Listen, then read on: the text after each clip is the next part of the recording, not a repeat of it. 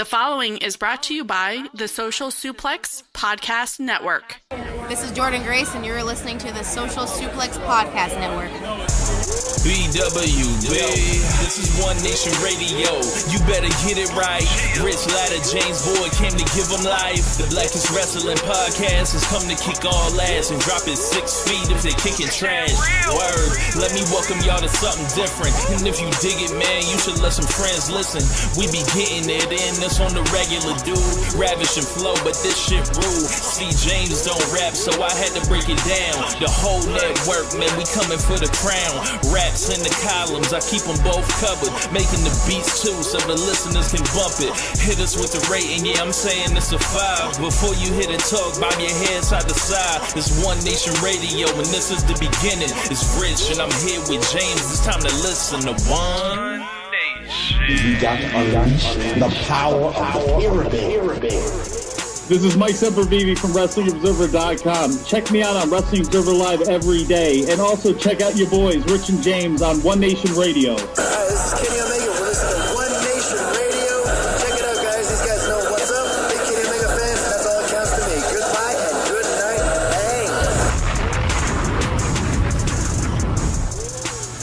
Bang. Welcome to the August 8th edition of One Nation Radio. This is Rich. What's going on, everyone? Thank you guys for tuning in. What's going on, James? Not too much. What's going on with you, sir? Oh, nothing much. I see. You done got yourself in a little bit of some beef or a tiff or whatever you want to call it. I can't call it beef because that man does the barbecue thing. What's going on with you and Jim Ross, man? Oh man, you know me. Know how to lure him in on Twitter. You know, anytime I got a point to make or somebody tweets some foolishness, I'll go get their ass. And it's always a badge of honor when somebody falls into said trap. So I guess when Jim Ross is doing like some type of question and answer deal on his Twitter, and he had answered a question, like someone asked him about Hogan. He was like, he'd still be like, a massive draw or whatever. So, with the right, type of protection as far as like, overexposure and everything like that, I didn't want to hear about none of that, bro. Like, I wasn't here for it. So I promptly hit old JR with that go season some food. The David Dennis special. Look it up if you don't know what I mean. But, yeah, and then he wrote back, "Excuse me?" Like he was just befuddled. Yeah, okay, so one, he's wrong because like a major draw, like how in the fuck is he a major draw when one, he can't wrestle, and two, like we do have that whole run of when he was on TV in 2014 or whatever else where like he jumped ratings to an extent, but it wasn't like, This isn't the Monday Night Wars. Like the acquisition of Hulk Hogan is not nothing. That was 20 years ago, sir. Yeah, and then I pretty much clarified like from there. I was like, Hulk Hogan isn't any more of a draw right now than he was in 2014, especially with that's quantifiable or anything you can measure on, especially for some of us. And I didn't hear any more from Jim Ross, so I don't think he wanted that smoke. I didn't get blocked or anything, but of course I got the ass heads in my mentions, and I handled and swatted them down like nothing. So it was I even got a guy that looked like a bot. He had one follower, and Wait, hold on, you got people with single digit followers coming at you, bro. Yeah, so what I did, I made sure not. They ain't number the ain't number the second account. Yes, I made sure not to engage with that account, but I screenshotted his dumb ass and then he didn't put that shit out and then said, "Man, the bots came at me early on this one." So, what else? I had another guy that was asking, "Who am I?" I was like, "Are you the cops?" like you don't need to know me. I didn't know that Russia was out here on the lookout for Oklahoma like that. I had no idea. Yeah, you learn something new every single day. New shit out here. At flyover country, apparently. Yes. What up, Caleb?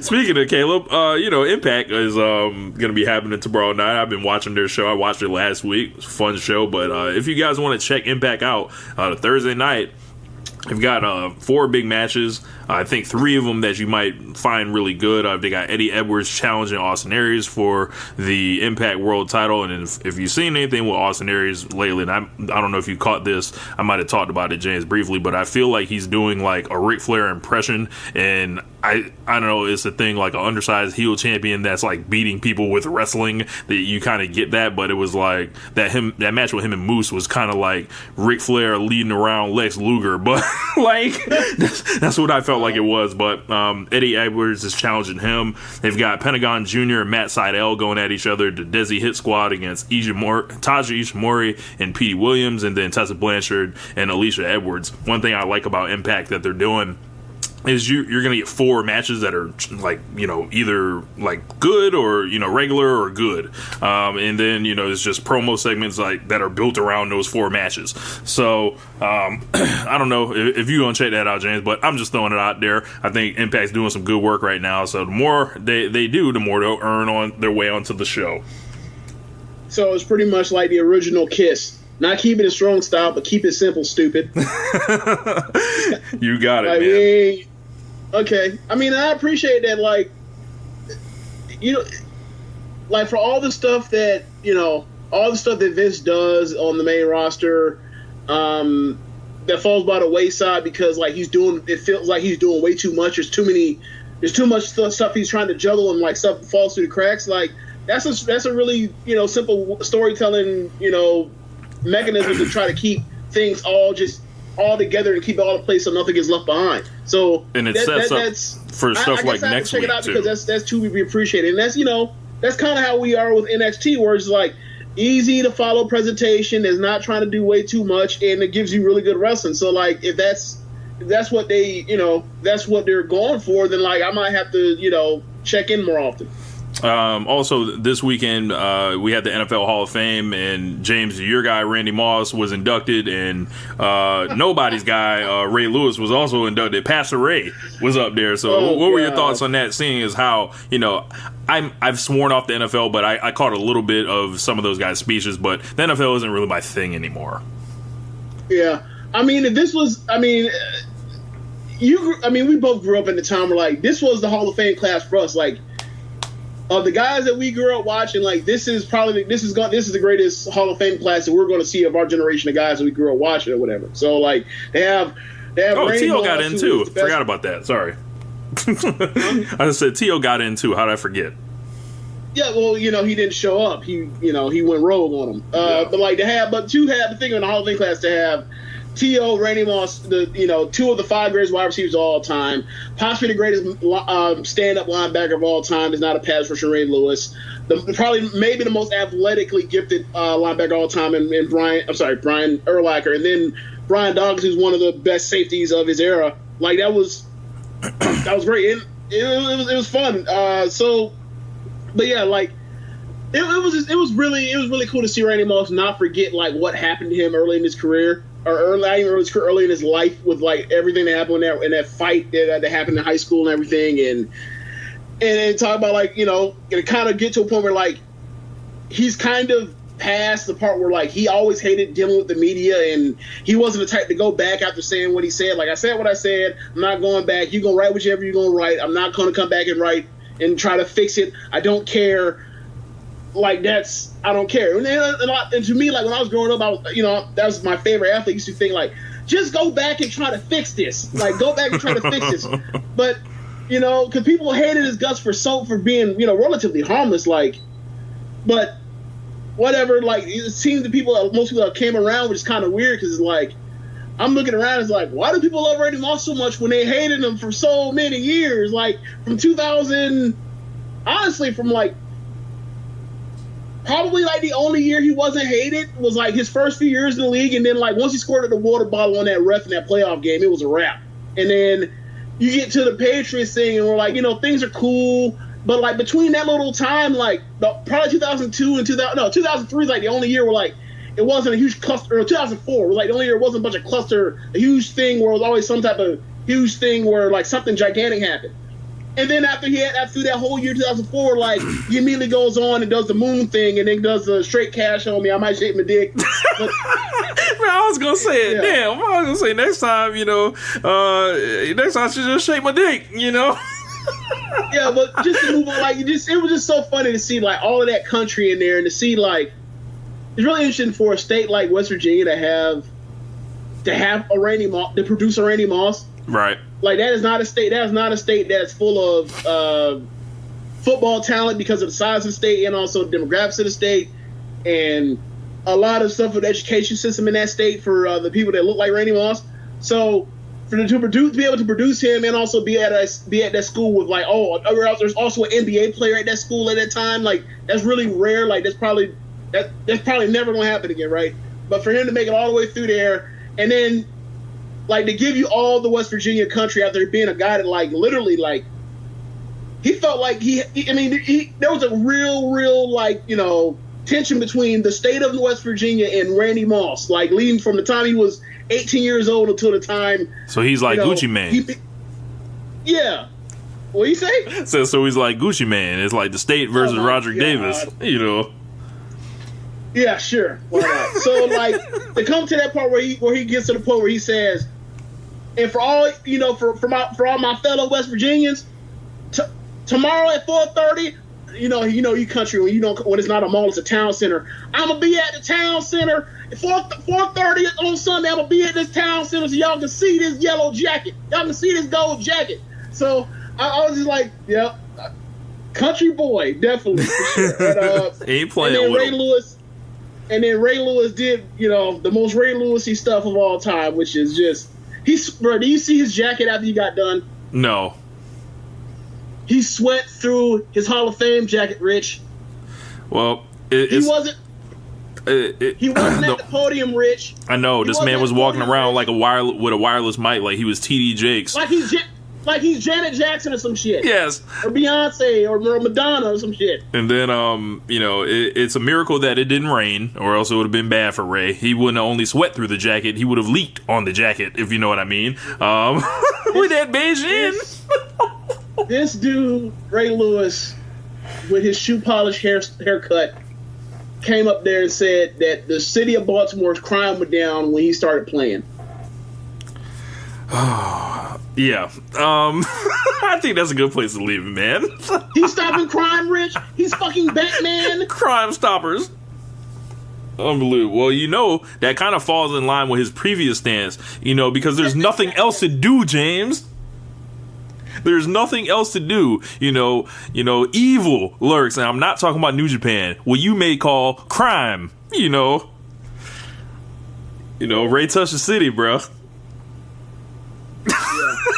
But yeah, man, make sure you guys are rating us high on your platform of choice. We are an independent podcast network, and our budget comes from your word of mouth at the moment. The only way we're going to reach more people is with you guys' help by sharing the show and rating it. Make sure you guys check out all the other great shows on the network: The Outsider's Edge with Rance and Carl, the Ricky and Clive Wrestling Show, Keepin It Strong Style, wrapping up their G1 coverage, I believe, next week, and Grown Men Watch This Shit. But we're going to be back with lots of news on everything in wrestling this week. Meet me at the town center. Next time I just shake my dick. Next thing we got to talk about today, and it ain't a whole lot for us to really go into on Monday Night Raw because there is a whole bunch of trash, and I just don't feel like talking about that. So what I'm going to talk about is some of the important things. We're going to start, obviously, with Ronda Rousey versus Alicia Fox, and I have a lot of thoughts on this. Like, for one, the whole setup to the entire thing drove me insane. It came after 11 p.m., which there's no excuse for that, especially with how the ratings look, with it being people trying to get people to tune into the show. If the way they promoted it, I felt like it was a dead giveaway that it wasn't going to happen, so there was no reason for people to really stick around until the very end. The non-stop, over-the-top promotion of it with the special graphics heading into what felt like every commercial just got on my nerves in just a skin grating way. It's like, you don't do this for anyone else. Stop. And then, you know, the ridiculous Alicia Fox character rewrite, like she was some legend that Ronda was about to wrestle. And, you know, that just highlights the problem. Like, if you take care of people when everybody isn't looking, quote unquote, you don't have to shine them up the way that they kind of did when, quote unquote, the people were looking. So it would just be okay, and it'll just go a lot better, and there won't be such a disconnect.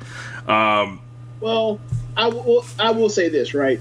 They absolutely, Rich. They absolutely tried to put over Alicia Fox more in those 30 seconds or 4 minutes than they had done over Alicia Fox's entire like decade in the company. So that's absolutely true. But there is one thing. Like, that match was probably supposed to be Mickie James originally, and then they kind of got stuck because she's hurt or something like that happened to her. So they were stuck in a bad position. It was like, either we kind of do want to give y'all a Rousey match on TV. So, like, you know, I probably would have tried to find somebody better, but that's what they went with. Yeah. At least she was somebody that was, like, you know, taller than her to make it look like she was a real ass kicker. So maybe, you know, like, that kind of helped. Yeah, it was really weird, bro. Like, WWE, like, you know, you said in the past, sometimes they're as subtle as a gun with how they want, you know, things to get over, and it's just like, they're just begging you. Like, it's like, bro, we already like Ronda Rousey. You don't have to do this. She's proven herself. And all they're doing is, like, just making me be like, I can see how somebody would just be turned off with how over the top they are with the promotion of it and everything like that. It's like, you know, it was very stiff, not gonna front. I like stiff wrestling and all that. And I don't think it was necessarily a good match. It wasn't really designed to be good. It was 3 minutes long. So, and Ronda Rousey is at a way higher level than this showed, I feel like. And if you haven't, like, seen the match with, like, Nia Jax, like, and you only saw this and you're like, what's the big deal? No, go watch that. This was not a reflection of her. And I think it was like, all right, I'm not just about to be like, oh yeah, it was great. So it was just like, it was what it was. And I think they just need to just keep it going. Let her fight someone else next week. How about that? What did you think of the match, James? I kind of feel like you might want to have her wrestle like once a month. Like, if it were me, I would suggest that she like wrestles like once in the build up to a pay-per-view. Like, she wrestles on pay-per-view and she wrestles like one match on TV between that, and that's it. Like, that's the most you get of her.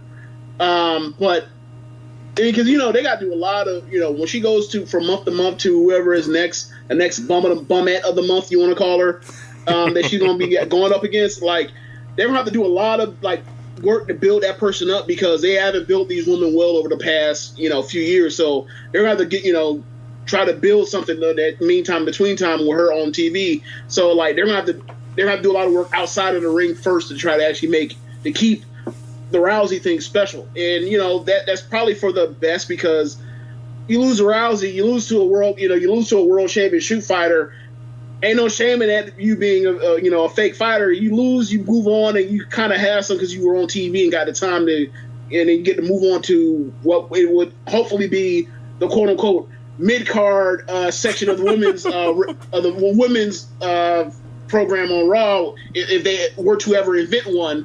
So, another issue I had with it, and I feel like people were like pulling their hair out that I didn't say it already. They did all that building up of Alicia Fox just to bring her out to Alexa Bliss's music. If that's not the biggest slap in the face for somebody that's been there for 10 years, as y'all said, that's a former champion, as y'all said, that is actually going to be doing the fighting. That's absolutely ridiculous, James. Yeah, I agree, and I thought the same thing, but, you know, They that's how they do things. So, like, if you want to hit Alexa's music, cool. Have it do it just how they did it. Bring her ass out first, and then you bring Alicia Fox out with her music. But Alicia Fox's music is so terrible. Maybe it's a win-win. You know. Yeah, I mean, something. I mean, I know. The other part was like, it's kind of like nudge Judge Weekend to the joke, like, you know, they didn't want to go any further on the overrun by going another 2 minutes with Alexa Bliss music, you know. You gotta take care of that, you know. Gotta show some discretion with that stuff. Yeah. Gotta be responsible with it. Yeah. So besides that, any final thoughts on the match, James? Okay, so at the end of the match, there were 3 judo throws in quick succession. The first one of those 3, I thought that Alicia Fox's lights were out. Like, she threw her so hard against the fucking mat, bro. Like, it was like one of those where like they go to the back or whatever. Or this was like a longer match. Alicia would have grabbed the hole and been like, "Calm the fuck down." Yes. Or have been like, "Look, why don't you just reel off and throw them as hard as you can?" You'd be like, "Why?" Because there ain't no way because your fucking punches or your fucking throws are killing me. You're like, you may as well. Ain't no way you throw me any harder than you already are. Cause bro, it was some real basketball dribbling off the ground type of thing. The way she threw her that first throw. You know what it was like? It was like when somebody gets crashed in football to bring it back to the top of the joint, and they get up real quick. That's what I felt like Alicia Fox was doing. Yeah, that's a good point. That's a good point. Next thing on deck today to talk about is Paul Heyman. Now, this dude showed up to Monday Night Raw looking like he had not slept in a week. Rolling. Word to Jackie Chain. Thank you for filling me in with that information, James, so I can make my joke go over better as I re-recorded this. But yes, man, Paul Heyman showed up. You ain't supposed to tell them that you messed up. You're supposed to just run it. Happened. You know, I believe in transparency. I just don't believe in letting y'all hear, you know, the mistakes. So, yeah, man, Paul Heyman looked like, you know, he'd been through some shit. And he showed that he's still the same Paul Heyman that we always knew him to be. And that's absolutely great. This guy came out here and had a look in his eye that is almost indescribable. And I know this is a podcast where we're supposed to describe those things, but that's why I have James here, who can probably tell you, you know, how Heyman kind of, you know, he still has it, apparently. Okay, so the best way I can describe it is, like, have you ever seen somebody that you would describe as broken? Like almost like their life was destroyed. Like, I caught my wife, like, I ran and I caught my husband, like, fucking my sister. Like, that kind of, like, destroyed. Like, you know, my love of my life is going to prison forever for some type of blue collar crime, right? Yes. Like, it was like that. Like, it was like something devastating has happened to me, and I don't know like what I'm going to do next. And I've been thinking about it for like a full week, but I still haven't come up with any good like scenario to move on. Like, he looked just broken, aimless, and just hurt, very much hurt, very raw about it. What I'm shocked at was when he said Brock Lesnar, you know, wasn't answering his phone calls. I'm shocked Brock Lesnar had a phone. You know, I thought you had to like send that via carrier pigeon or something, like to where, you know, how Brock be ducked off in these streets. You know, like when people send him like via telegram. Yes, you have to literally send that man letters, like, and it takes him 4 days to reply to you. Well, I would imagine he has to have technology, because you imagine like Brock Lesnar sitting down with pen and paper to write. Brock Lesnar still reading magazines, bro. I mean, yeah, but that's not the same thing as, you know. Nah, man. Brock has an old school typewriter. Like, he's not writing on pen and paper or anything. He has an old school typewriter that prints the paper right out the top. You know, does his typing, or he has Sable write that shit up. You know, however. He's Ernest Hemingway. Yes. He's Ernest Hemingway out here. Okay. Yes, out in the woods. I didn't know that Brock Lesnar was that literary. I always figured, like, look, there are two guys that were, like, I saw them reading, and I'm kind of upset that I saw them reading because it kind of ruins the mystique for me. And that's Brock Lesnar and Roman Reigns. Wow. If he had told me that, I was under the assumption that both of these dudes are illiterate meatheads, and they were awesome ass kickers. And that's why they all fed into the aesthetic of what I need to read for. I got these, Rich, and what I need. If you can describe to the readers what I mean, or to the listeners what I mean by these. So these are hands. These are hands. Yes, when you hold up both fists right in front of your face, these. I imagine when Brock Lesnar gets a letter delivered, it takes him a half hour to walk to the mailbox, like to drop it off. Like he's way the fuck out there. But yeah, man. Like, seriously, it doesn't. Am I the only one that thinks it feels weird when I see Brock Lesnar wearing a shirt with sleeves on it? When you have the guns, what's the point? No, but I'm saying like when he wore that suit to the Cormier fight or whatever. It's like, bro, what are you doing with a proper shirt on and jacket? Like, nah, bro. Like, I expect that man to be Kevin Owens out at all times, sleeveless, just always cut off. Heyman was great, and he was, the opposite of what we've been saying with Heyman. Like, he's just, using dated material and just the same old shit that, has been going on for a couple of years with him, like, quietly. And he broke out something completely different here, and I think he just was trying to remind everybody just who the fuck he is. Yeah, I think it was really good how he stepped out of his element out of the routine of him and Brock Lesnar run to the ring. He talks and says the reigning undefeated, undisputed. He's going to conquer, kick ass. Brock Lesnar going to do this to this dude. He's going to rip his head off with his teeth and feed it back to the dude down his neck and throat. Like, so I thought it was nice to get out of that pattern and get into something else. And I mean, there's been a long pattern. Like, Rich, I think you were the first person I ever heard say that you were tired. You were kind of like Brock and Heyman's, like, their whole act is getting stale. And now you've said this like over a year ago, maybe a year and a half ago. Yeah. Maybe you said that even before the Goldberg thing. Yeah, I think you were saying that. I think that is the time. Yeah. Yeah, and then like, his stuff was still good, but like it got to a point where during WrestleMania, like, he worked so hard for one of those promos, and like it just was not connecting with the crowd. And he was trying his ass off to get it to work, and it was like, yo, they might just like this might have all read its course. We need like a change, or he needs to go away for a minute. But like this is a nice change, and like honestly, given the work they did with Roman on Monday, like I think they're doing a pretty good job with what they want out of Roman right now so far. So.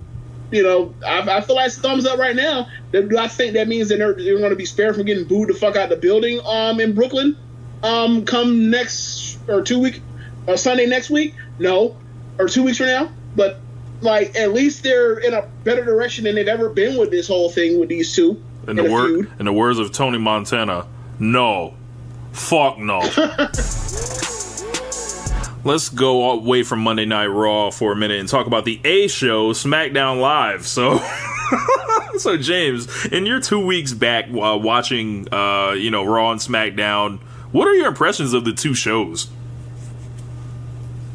My impression of Raw so far has been that it's a 3-hour show, and they're not really sure on how to fill it outside of their top two stories. So they throw out long matches that aren't necessarily good to try to fill time between the other stuff that they have on the two stories that they are trying to tell on the show. That's just 2 weeks, but that's what it seems like. And then Smack on the other hand is very promo heavy as well, but they're they have at least one or two matches that are better than any of the long matches that are on Raw. And I think that in part has to do with the fact that like Baron Corbin sucks, but we will get to him later. Yeah, but overall, top to bottom, the promos are pretty much all on point. Like, there's not really any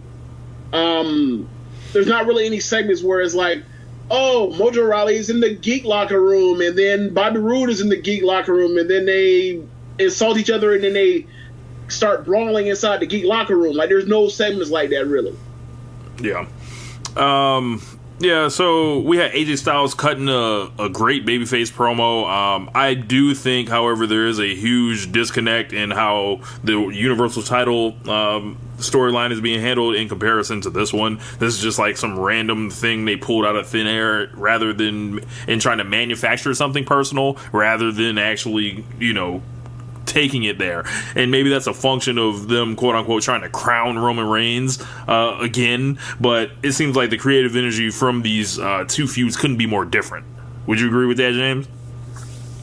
Are you asking me, like, do you feel like their creative team is doing a lot more to try to get this over on the Raw side than the SmackDown's counterpart? Is that what you're asking me? Yes. Yeah, I'd agree on that. However, I say that if you ask me between like what they've done between what Roman has done on TV, what Brock has done on TV, is that better, equal, or less than what Joe and AJ have done? I would say that Joe and AJ, because of their strong promos, like they've done better work so far. Right. So but it's also been a lot more simple over approach too. So in that promo, we just go out and talk. Yeah. Like you jump me one time, then we go out there and trade promos from week to week. So they pretty much had AJ addressing everything that Samoa Joe was talking about, and AJ essentially was coming out here like, "You damn right," you know, like I'm a family man and all this other stuff, and you know my terrible, he ain't do all of that. My terrible accent.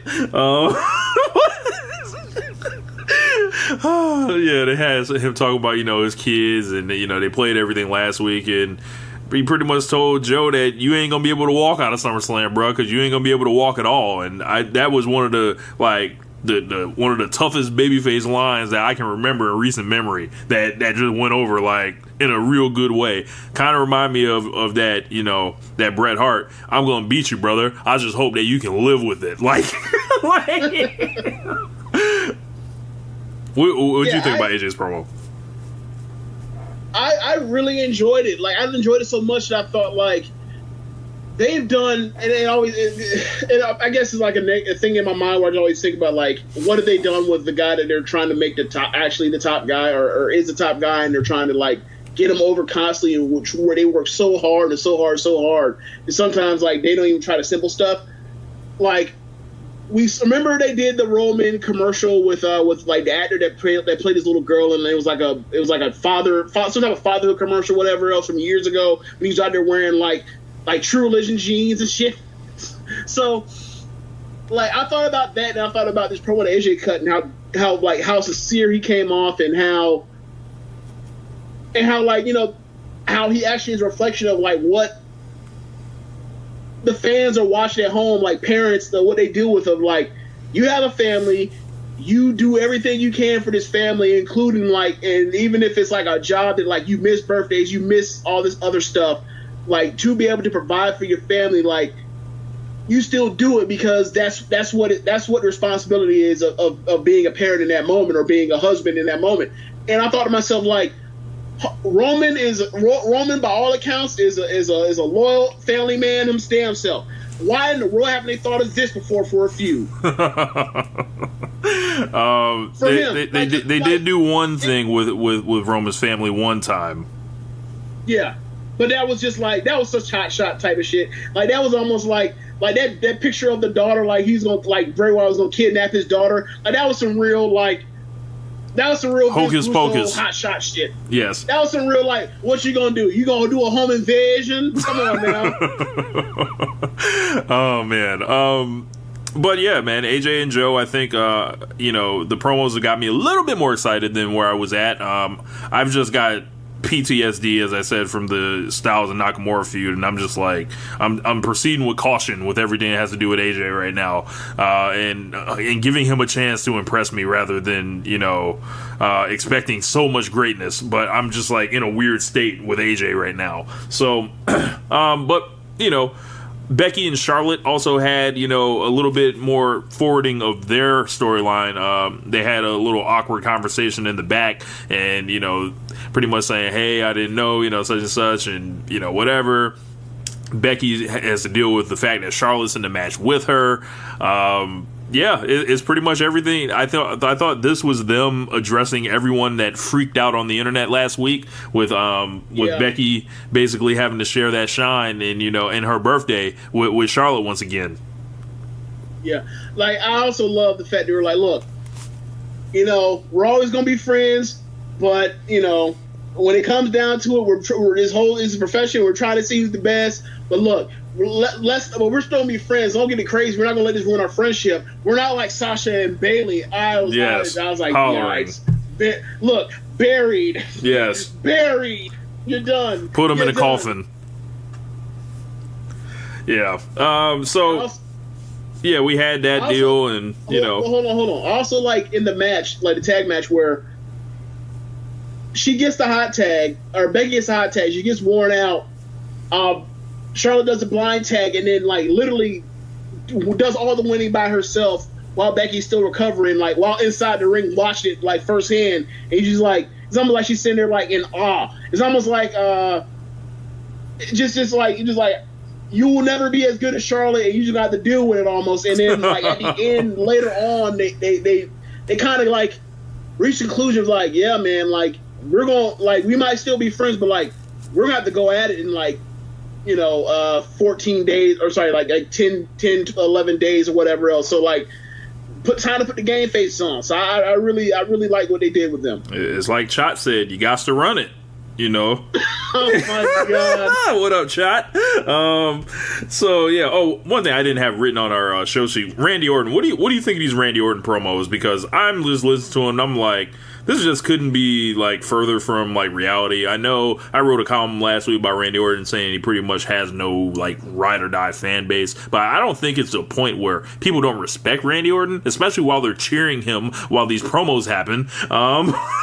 So, but do you think the character's going over well right now? I think time will tell. I think he delivered it well, and I don't think, like, granted, like he is a quote unquote, or he is basically a living legend, like especially by WWE standards, right? But this is more like, but to me, like this is more like some insider shit, where it's like, okay. People know that Randy Orton is a very great technical wrestler. However, he tends to not have great matches, and his career wasn't what people thought it could have been based off his athletic ability and his wrestling prowess when he was younger. But like he still WWE still pushed him to a certain level regardless, because there had to be somebody to be a counterbalance to the John Cena run, and like so that's where we are. So like now he's making a history of like. People that really are the hardcore fans think I'm overrated. I'm going to shove this overrated down his throat as disrespect because I'm a heel. And like, I mean, we'll see what happens from here. Like, I enjoyed the way he beat the hell out of Jeff Hardy. There's a lot of layers to it. And I also felt for a person that like historically is known to not be a dead fish for a promo. I thought that he gave a good promo, or he delivered a good promo. But we'll see. I want to address something. He's not even on the show yet.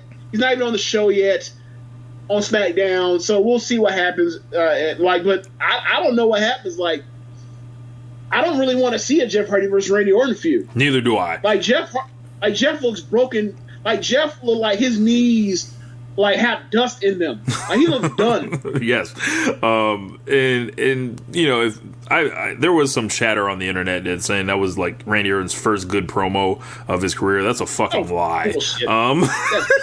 So if you tweeted that dumb shit, go ahead and do yourself a solid and delete that.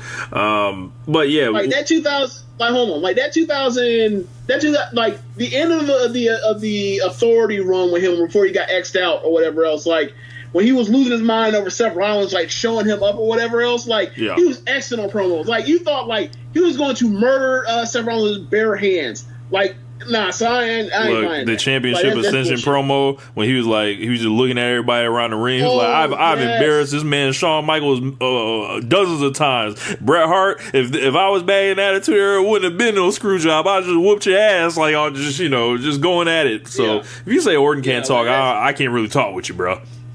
Nah, like granted, he's gotten better, and he's gotten better at a time when like he's past his peak as a main eventer. Yeah, but like.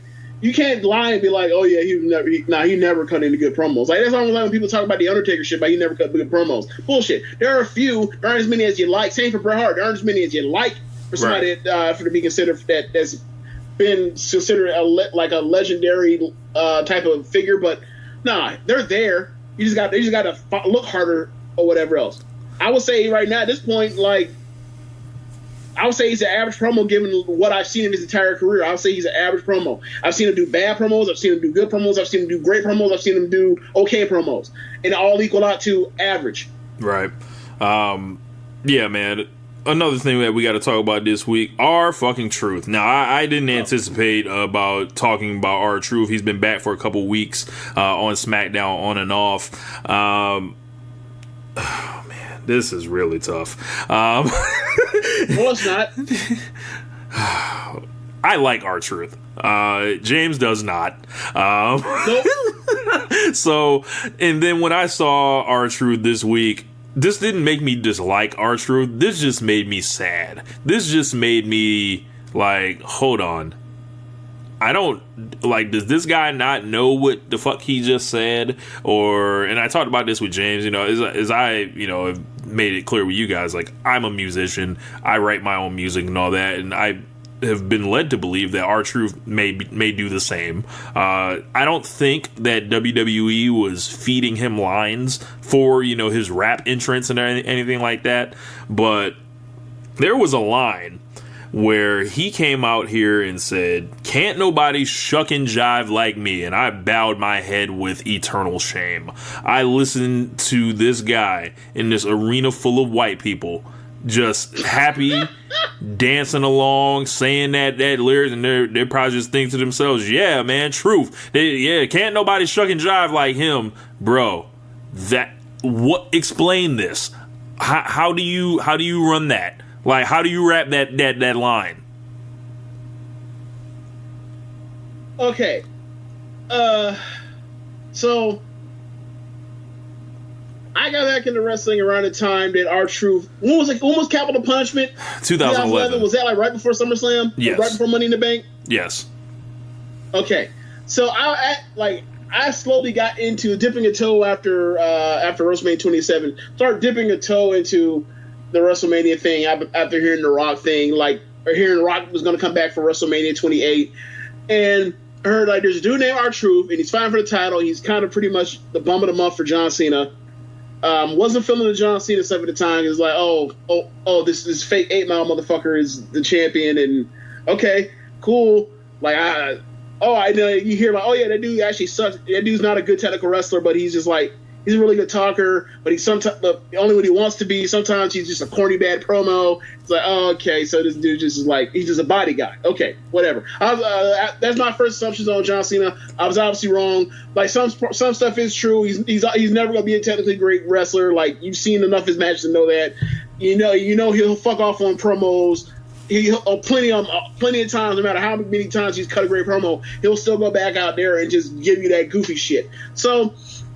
But anyway, back to the R-Truth thing. It's like this guy named R-Truth, like he used to, like he's a rapper / wrestler or whatever else, was wrestling around different places, was in WWE, came back to WWE. This is his little run now. And like he comes out and I think they're in Richmond, Virginia, and he comes out in a fucking Confederate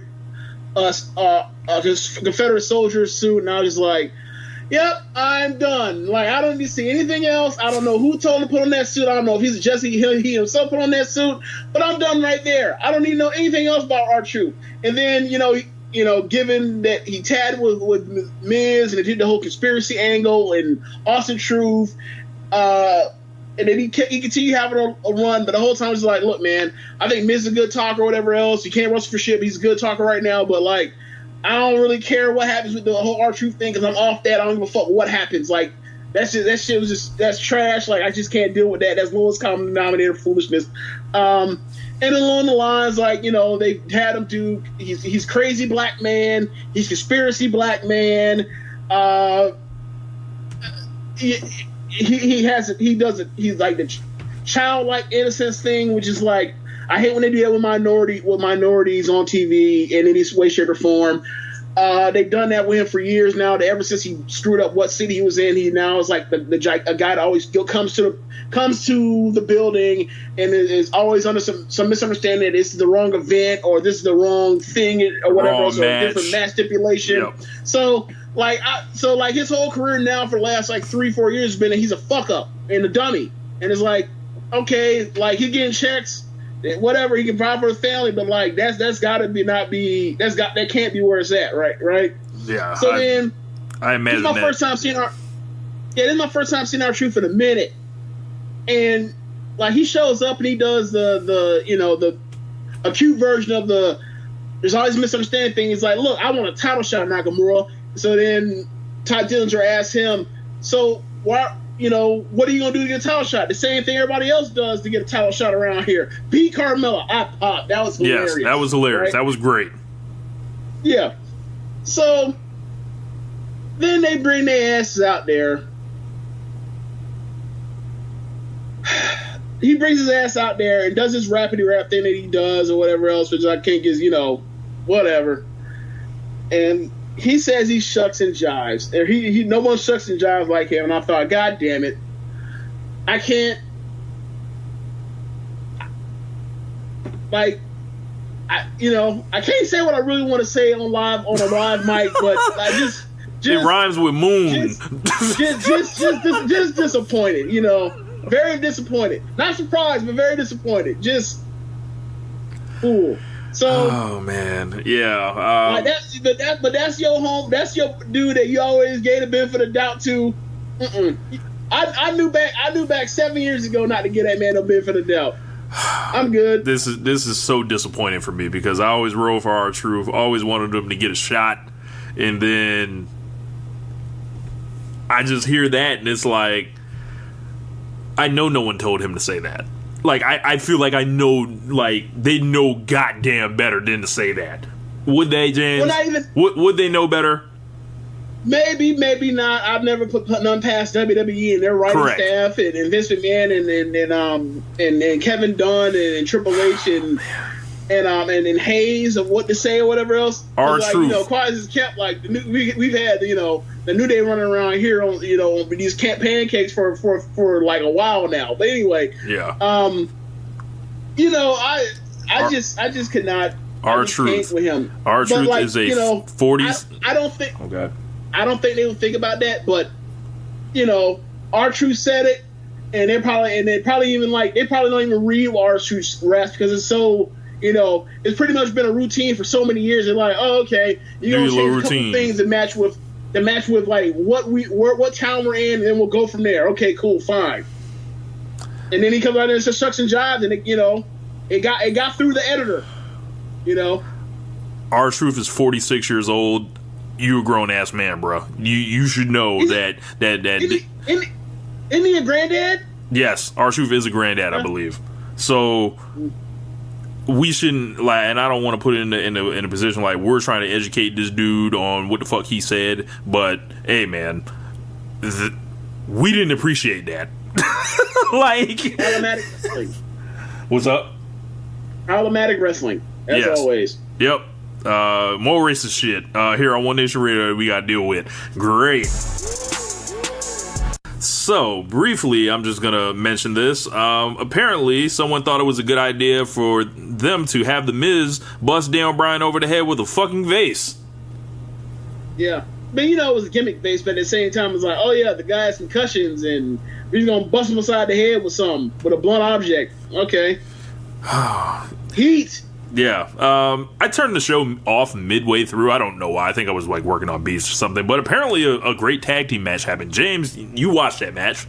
So what did you think about it? What did I miss? It was a match with almost, over 20 minutes, like somewhere between 20 minutes and 25, something like that.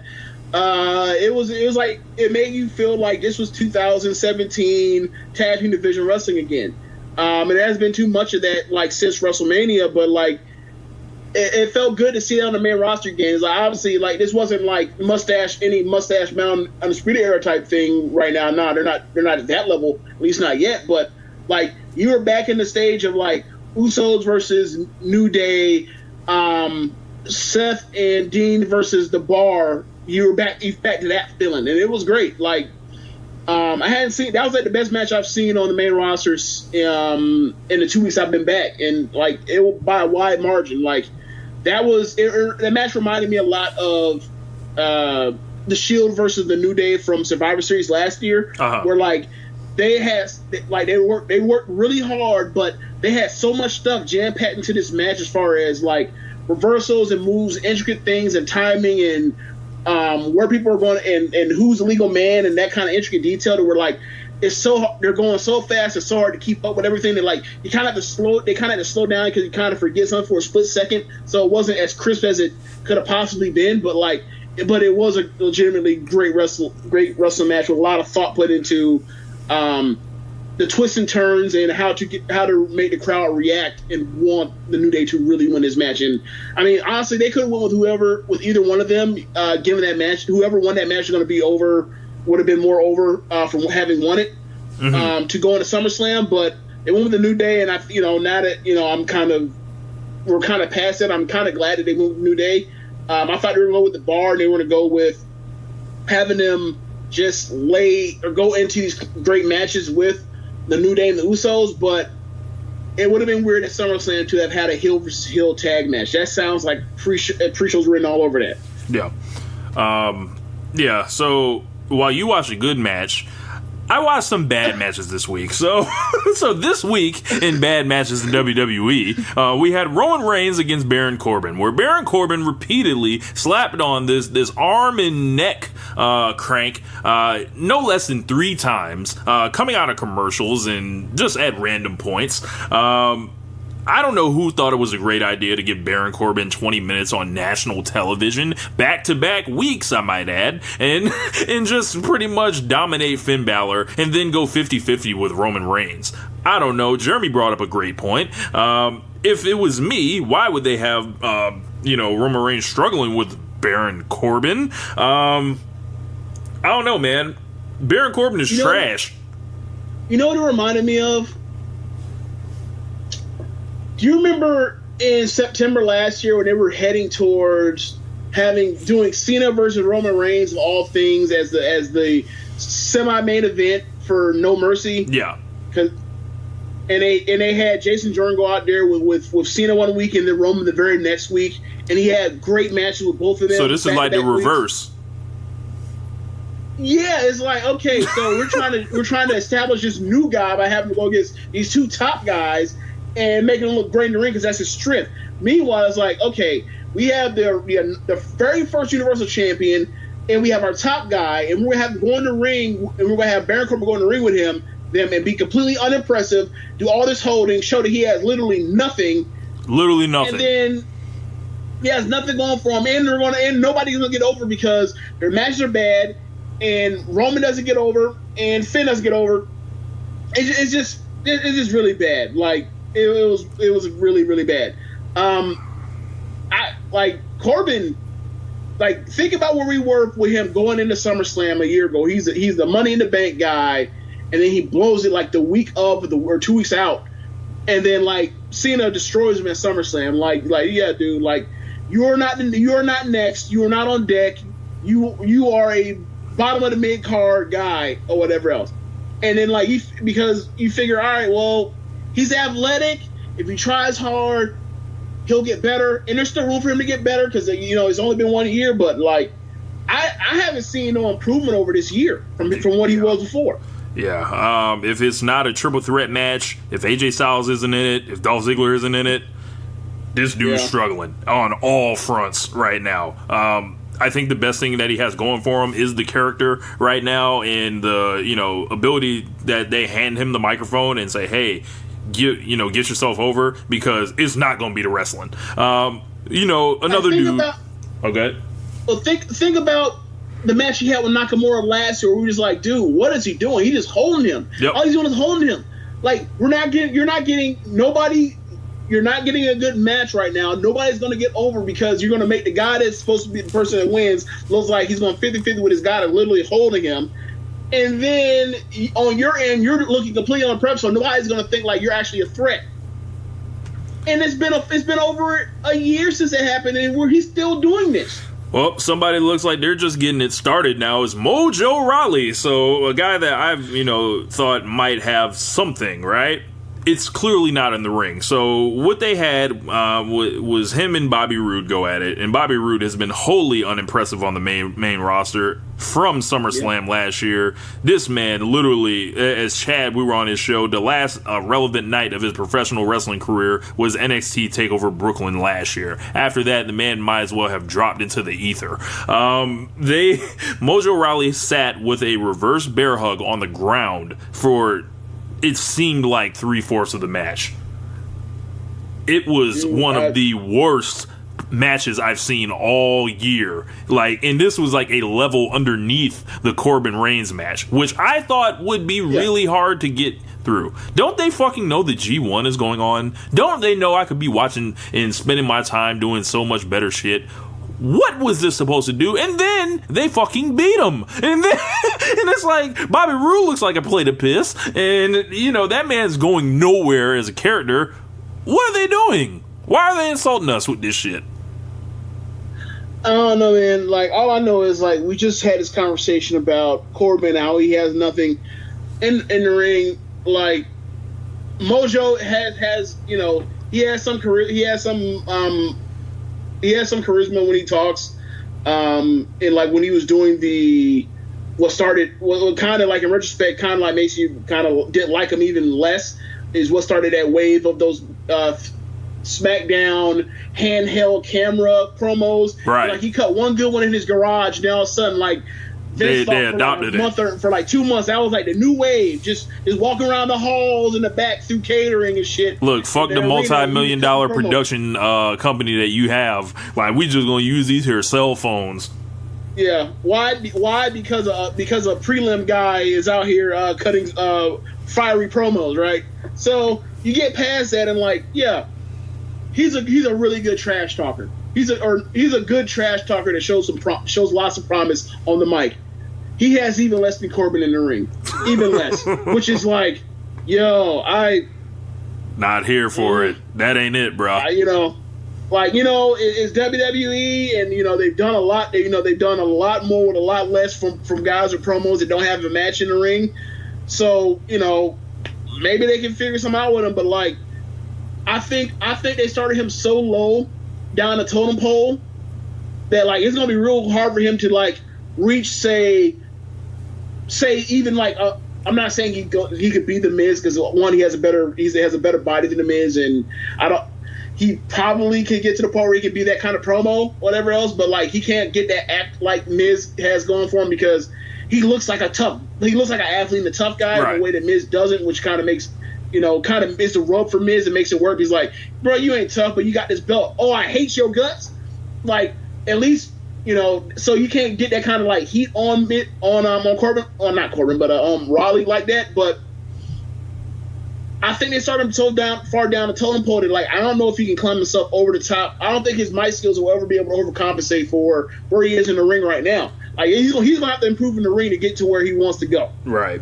Period. Ain't enough talking in the world to get over that. Another awful match that they dared put on national television was Titus O'Neil versus Razor from the AOP. AOP, I feel like they're done. These guys didn't show up for months. Then they show up, and they're locked in a war with Titus Worldwide, having singles matches. And I think Jeremy made the joke. What up, Jeremy? They're trying to figure out which AOP member they're going to push when they break them up. And God damn it. they're going nowhere as a team. The Raw tag team division is a lake on fire, as demonstrated by the teams that are going to be having that triple threat match next week. Matt Hardy's body is literally done. Bray Wyatt is an absolute casualty of creative and his own, limited gimmick.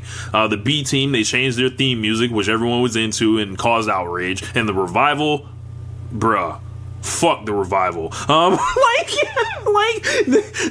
They ain't done nothing, bruh. So it's just why is AOP not in the title picture? Why are they stuck with this guy? Why are they doing Titus O'Neil versus Razor on national television?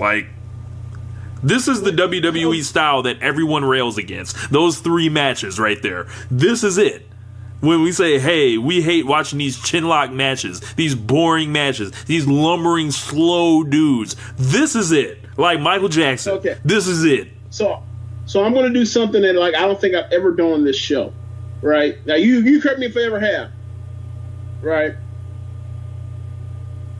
And during the Attitude Era, the Holly Vonta era days, if you go back and watch, you're just like, wow, all these matches are like that on Raw, like run like 3 minutes and then there's a fuck finish or there's a run in, and there's very few finishes, right?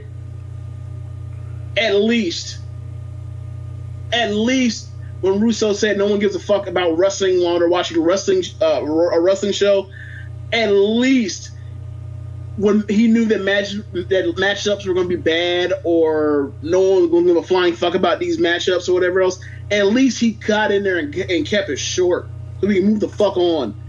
All these matches happen like that's I can't believe those matches on Raw this week were like, I can't believe they got me out here giving a half compliment to Vince Russo of all fucking people. Unbelievable. I can't say I've ever heard you say that, James. Yeah. And also, they did Zelina versus Lana, which was better than last week, but still not good. But the good thing is they did keep that relatively short, but that may be more of a function of SmackDown rather than if it was Raw, it would have got double the time. So if that was Raw, that would have went through a commercial break. Like, there's no reason neither of them need to be wrestling at this point, because why does Lana need to be a wrestler? She's always been great on the mic and as a manager. Zelina is an awesome manager. We're not here for this. I don't get why they're not doing mixed tags with both of them, where they're both in there for spots or for little moments here and there, so where that's for can SummerSlam pop the crowd, because like Lana has some heat behind her and she can do basically a comeback on or a hot tag on Zelina, like. Or they can have Zelina come out and get some heat on Rusev. Like, that would be a better use for them than them to actually go out there on their own and do this. And you can still do the whole thing where there's ascension and they're on the rocks with the whole Rusev Day threesome is on the rocks by having Aiden English come out there and fuck up. Like, they can still do that. But I don't know, like, they decided to do this and it ain't been good. Zelina versus Lana. My God. WWE, you booked these four matches. This is your fault. Alright, now last week we told you we were going to give you an NXT segment, but we either forgot or just changed our mind at the last minute. So we're going to give it to you this week. We both watched the show. James, what did you think of NXT this week? And what made you start watching this? Oh, well, dude has a title. I have to see how the fuck this. I have to, follow that to make sure that, we get to Brooklyn and that is off of him somehow, some way. And, NXT has a track record of, giving fans feel good moments in a way that WWE, by and large, hasn't over the last few years. So I have faith in them that they'll do the right thing. I just want to follow the story in a way, because honestly, I was going to follow the story ever since dude came back after Philadelphia, but there's a lot of WWE programming, but I'm in a better spot now where I don't have to. There's no basketball or no football right now, so I can go after and watch NXT. So I'm back in, and also Keith Lee showed up this week, and I knew he was coming, so I thought this is time to get into it, because after SummerSlam, a few of these people are coming up to the main roster, so it's kind of like you better watch them while they still doing good stuff, because they're about to be on TV for once or twice and then be gone like Ember Moon. Yes, completely missing, not showing up for months like Andrade Cien Almas. Not actually being booked in pay-per-view matches like Drew McIntyre. Not even being used like Sanity. AOP. Yeah, Sanity. Just showing up and getting beat and discarded like common trash. Yeah, man. And then also Matt Riddle's coming to NXT relatively soon. We saw Matt Riddle a little bit over a year ago here in our local federation. We also saw him over WrestleMania weekend. This guy's an absolute superstar. Should be, at the top of whatever, show he ends up on. Whether it's NXT at the beginning, he should be in a running for being the top guy there. Or if he goes to Raw or SmackDown, if he gets the shot. I don't know how his talking is, but he's definitely got everything you want in the ring, especially with the legitimacy, the look. Like, this dude is like one of the coolest dudes. Like, when you just see him, it's like, damn, I like that guy. And if you don't, you're a hater. Like, yeah. Do you think he needs to? I know you had a big thing on guys. Unless they're like Pacific Islanders, they can't be barefooted. So like, so what are your thoughts? So you think Riddle needs to go the route of Rusev and finally put on some shoes, or what? So for Riddle, I think it works, but eventually I think he will. I think, but he'll have to put on some like thin type shoes or whatever. Yeah, because I'm telling you, by the time we get to one of these Money in the Bank matches, he's gonna have to do, or ladder matches, or something ridiculous, or elimination chamber matches. He's gonna have to have some shoes on. Yeah. So take me through NXT this week, James. What happened on there? Okay, so if I remember correctly, I'm kind of blanking on the chronological order right now, but I know they started with a match with Nikki Cross. So yes, that's right. Nikki Cross started in a match with this woman named Amber Nova. Yep, I've seen her in Shine a couple times. Yeah, I thought she was. I figured she was any talent. Like she's ripped to shreds, or whatever. But Nikki Cross, they had a bit of a back and forth match. But Nikki ended up, flashing a lot of the craze look. Kind of amused because she's crazy, of course. And then she eventually she finished her off, and then that went on with her day. They brought up the fact they were going to do Andrade. They were about to do Black versus Gargano in the main event. They built towards that throughout the night. I'm trying to think what came on second after that. After that, we had Ricochet come out. Dream. No.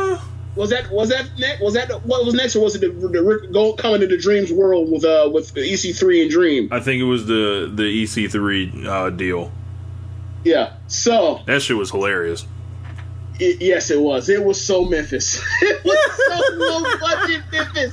First off, the whole thing was Dream came out and said you need to come to the Dreams world. So I'm thinking it's about to be living lavish. Nah, bro. It's about to be like Dream about to be in like Master P's gold ceiling house. Right? Yeah, he about to be Akeem and coming to America. Like, bruh, they apartment complex. Yes, they out about a poolside arena, about an apartment complex, like in Florida. Like, you can say all we want to about how much we love NXT and how much they keep things simple and they remember things. Oh, this simple, all right. Wrestling is, however, when you have somebody that is the personality that is the Velveteen Dream, and they say come to my world, you're gonna come to my turf, and then. The one, a top 1%er like EC3 says, I'll come see you. And they're not like in some lavish place. They're in an apartment complex. This shit looks so low rent. WWE, if that had been the main roster, they would have been in a nice place. Yeah. So all the shit we talk about the main roster, they would have done this one right. So then they go and cut back and forth. They reminded me of what we've been talking about earlier throughout the day, which was like, you can tell there were so many cuts in this and multiple takes in this that this was just like that video that is floating around of Safari and Ray J doing their fake ass reality television show over this conversation, and they can't even. Their editing team sucks so bad that like you see Ray J's hood beanie is in multiple positions every time they cut back to him, and I counted six different beanie head spot or positions on it. This reminded me of that with all the cuts they did, and then when they cut to when Dream's glasses fell off, and they cut back and they changed the position of the camera, like they did multiple takes to get Dream into the pool. I was like, oh yeah, this is really. It was fun, but nah. I'm glad this is on developmental / third brand television as opposed to on cable. People have been like, this is some real hokey shit. This has got like a Shawn Michaels versus Rick Martel vibe to me. With these two guys, these guys are essentially two pretty boys running it. So I got a question for you. Yeah. Did you sense the homoeroticism that was like rising off of these two when they were together? Talking about like, I came to meet you. Yeah. It's like what? So, yeah, man. The music, the bad, terrible, like, porn type music that was going on. Oh, they play that every time. That. They play that same music every time Velveteen Dream has some type of like vignette or something. That's the same music they use every time. Boy, like that sounded like you. Never mind. I'm not even gonna say my joke. I'm just gonna leave. That'd be too much personal information. But nah, that was real. That was some real. Yeah. That was some real raunchy stuff. Like. Yeah. If that's the kind of thing you're into, I imagine you say cranked up. That's I guess the way you put it. So I saw a thing that was like, up next we got Ricochet wrestling. I was like, yes, gonna see a Ricochet match and all that. All of a sudden, they hit Ricochet's music and he's coming out there and they got the little spotlight and all that. I'm like, hell yeah, we about to see some flips. Then these four motherfuckers from Undisputed Era show up, and all of a sudden they cut the lights back on. It's like, why won't they leave Ricochet alone? Like, so yeah, I thought it was good. Yeah, they got me. Adam Cole's promo. Like, he's referring to himself in third person, which is like so classic douche, right? And then he says, I'm not a coward. You're on the ground. I'm the one standing. And then great job by the announce team, by commentary, to point out it's real easy for you to talk this kind of shit when you got four guys. When it's four of you and it's just one of him. I thought it was a great point to mention that maybe he is on something with this by calling him a coward. Yeah, maybe he is. I thought that was really good. Yeah. So, I thought that was done nicely as well. So it was short and sweet too. Yep. So after that, we have Vanessa Bourne backstage. James, was that her? Oh God, here you go. Yes, Vanessa Bourne would classify as one of those that could be her. Yes, the James Boyd the James Boyd All Stars. So. Well, you explain to them what that means. Because I'm sitting here over like I'm too black for you to see me blush, but yeah.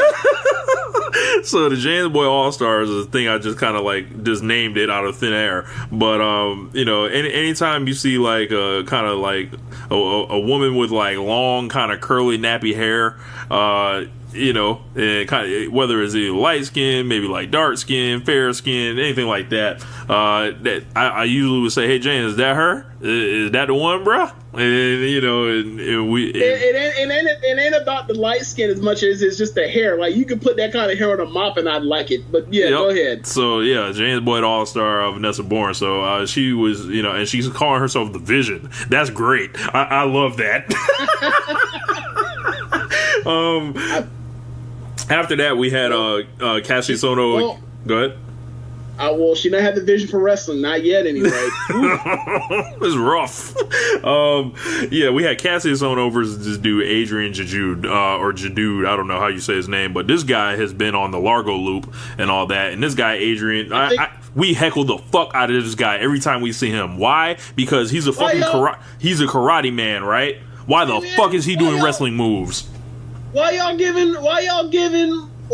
Ball Ryu beef, bro? Like he came out there looking like the Street Fighter. Yeah, and then he started wrestling like he didn't start wrestling like one. This man came out here with these classic wrestling moves. It's like, hey man, can we see some strikes? Can we see some type of karate moves? You're a black belt and you ain't even attempting a karate move. I'm glad he got his ass whooped. Yeah, man. New gimmick, bruh. If you ain't gonna use the gimmick, change it. I'll say this, right? If this had been the main roster, you tell me who would have won that match. Wow. There is not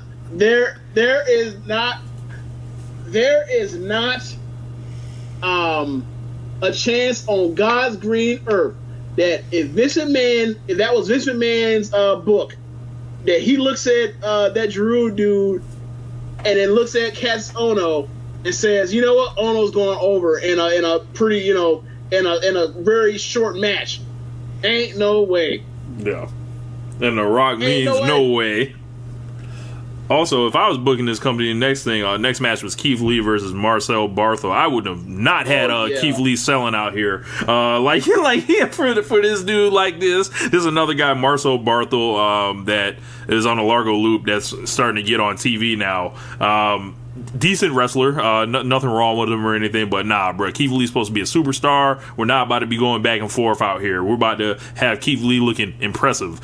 Did Keith Lee look impressive? I mean, he did a lot of things that, I mean, he's done stuff that we've seen before from him, because we've seen him wrestle before. But like, if you never seen him before, like, wow, this 300-pound dude can get up, can move, or whatever else. Like, wait till they start seeing that man doing doing backflips and shit. Yeah. Like, but when he went the up, the get up, get down, drop kick thing, that was really impressive. Like the double chops, obviously, that's always impressive. Like, he's going to impress a lot of people when they actually get to see more of the stuff he can really do in the ring, especially like with the kind of talent he's going to be in the ring with the NXT. Like, he's, I don't think he'll be the NXT champion. I think he'll be kind of like in the, what range would I say he'd be in? Like a North American title, or maybe he's a guy that gets a singles match at takeovers. Like, that's an attraction for what he is. Yeah. Like, I think he's the guy that gets like the second or third singles male match on a takeover. I think he's that level. Yeah. But I mean, he might maybe get one title shot at the takeover, but like, I don't think he'll. But I don't see him as the NXT champion. But I see him as somebody that might be a contender once or twice on a taping or on one show, whatever they try to promote it, and he's a challenger for that month because they can't come up with anything really that. Or because they're trying to push it down to the champion. Like, I could definitely see Riddle versus Lee, like at Brooklyn 5, or not. Well, it won't be Brooklyn 5, but LA 1 or whatever else they do. Whatever they do at SummerSlam next year. You know what I can see? Lee Sullivan be there. Oh God, yeah, I can see that definitely happening. That might be his first takeover match. Oh my God, yeah, I'm excited to see Keith Lee and them get their training on him and get him on whatever type of diet they're gonna get that man on, because it's nothing like he has a unique look, and there's nothing wrong with being big like that, but eventually just for how old Keith Lee is, 'cause he's not the youngest dude in the world. Just seeing if he can get in a little bit better shape. I'm excited to see what they can do with him. And now he gets that coaching and everything like that. Even Kevin Owens had to lose weight. So yeah, it don't matter how much you can go, how long you can go for. Like, this is an aesthetic business, and this is also the most aesthetic obsessed company in the entire world, or major one in the world. So he's gonna have to drop some weight. Yeah. Like Kevin Owens dropped weight, he put it back on, he lost it again, but Keith Lee's got to lose weight to get where he wants to go in this company. Yeah. So, flat out. I mean, I would hope that, either he's come to that realization when he signed with them, or they expressed that to him, or they both came to understand, when they came together to do this, that we're gonna have to have you lose some weight for us to make this work for each other. Right. I will hope that happens. Right. Tynara Conti and Vanessa Bourne had a match, and it was just a match. Okay, so Tynara Conti is still doing the double black belts, right? She's still doing that, huh? Yeah, apparently. I don't get it. You come out with the gi on, with the black belt on, and then you take off the gi, and then you got and then you just 2 black belts. Yes, double black belt on you boys. It is okay. But neither one of these belts are holding your pants up, because these are black belts. These aren't actually a real belt. These are black belts to show that how far you are, how much you have mastered the craft of whooping ass, right? So I don't understand. Either leave both belts on, or have one belt. Is this that hard? Oh man, they got to figure something out, because it just looks weird, especially when they're doing with the karate stuff. And your boy. And your boy Bald Ryu, he wrestled with the belt on. Yeah. He didn't have 2 belts on. He didn't take off his gi, his sleeveless gi, Street Fighter, and then have another one underneath that. So funny thing is, they're both Brazilian. They are in a stable, or they were in a stable with Cesar Bonini on the Largo Loop. So if they get put together, maybe he can give her that belt advice and and get everything right. But after that, we had the main event: Aleister Black versus Johnny Gargano. quite a big match for regular NXT television, but throughout the year they've had big matches on NXT television. So if you guys aren't watching NXT and you're watching Raw and SmackDown, you are doing this WWE thing all wrong. So like you need to watch NXT at this point. Yeah, that is the thing, right? For everybody that's frustrated with the main roster product and you feel like they're not having matches that are caliber of the kind of talent they have on the main roster, and I agree that is the case. However, WWE is not really concerned about having great matches, and honestly, you look at the 60-something-year history of the company, they never have been. They just happen to have them occasionally, and then they go by what they go by whatever their history is to push narratives. One match being great, this match that was really great, or whatever else like that is that person's shining moment, or whatever else are shining moments. But anyway.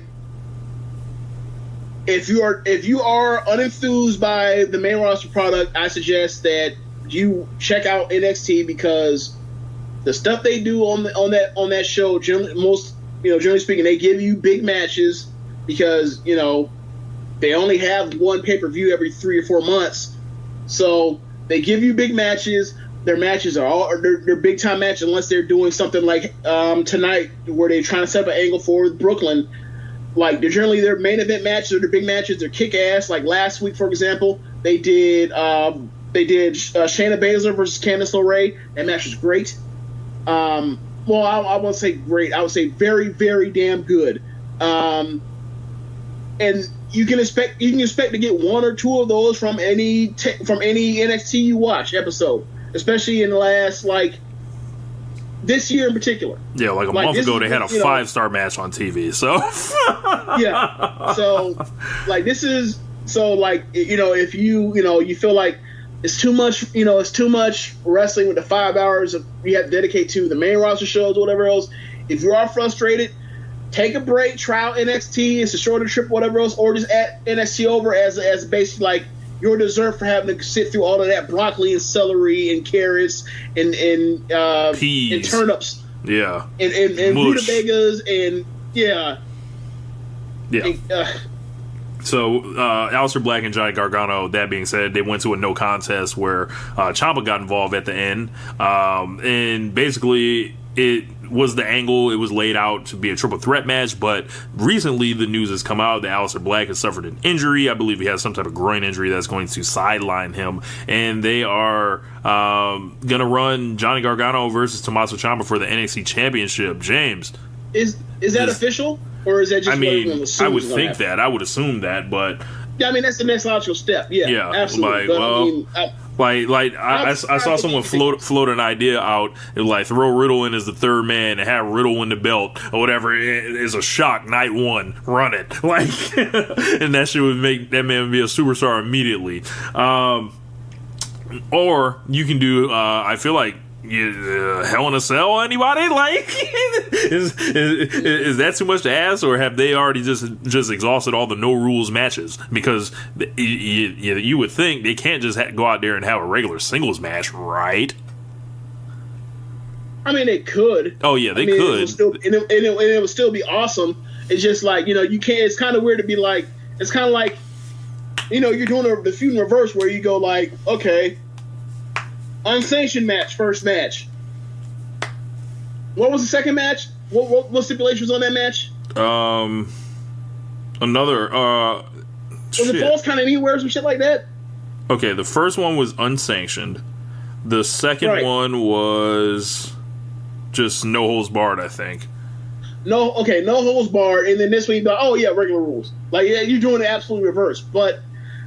So if that's what they plan on going with, they're going to have to do something else. And, Hell in a Cell would be a nice option. They could always do the last man standing. They should do an I Quit match. I Quit match. Yeah, I was just about to say it. Yep, I Quit match. They could do Candice on a pole. They could they can put Candice on a ladder. They can do a ladder match for Candice. Man, I'm trying to look. You over here being funny, whatever. I'm over here trying to launch Candice LeRae's babyface career off on the right track right now. I'm trying to get her in the ring and be a solid person that you can build on the car. I'm trying to have her be the number 2 star in the women's division, or number 3 star in the women's division right now.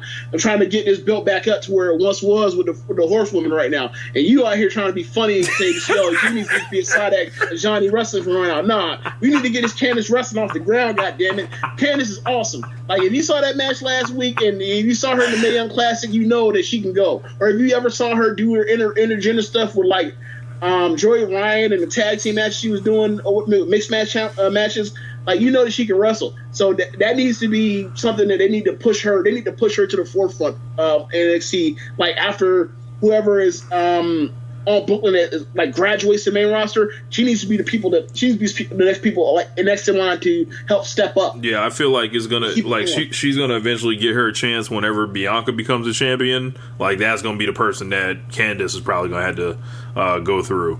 So. But yeah, man, that's pretty much gonna wrap the show up, man. And this one's gone a little bit longer, but hey, we got good stuff for y'all to share and listen to. Hopefully we were entertaining this week.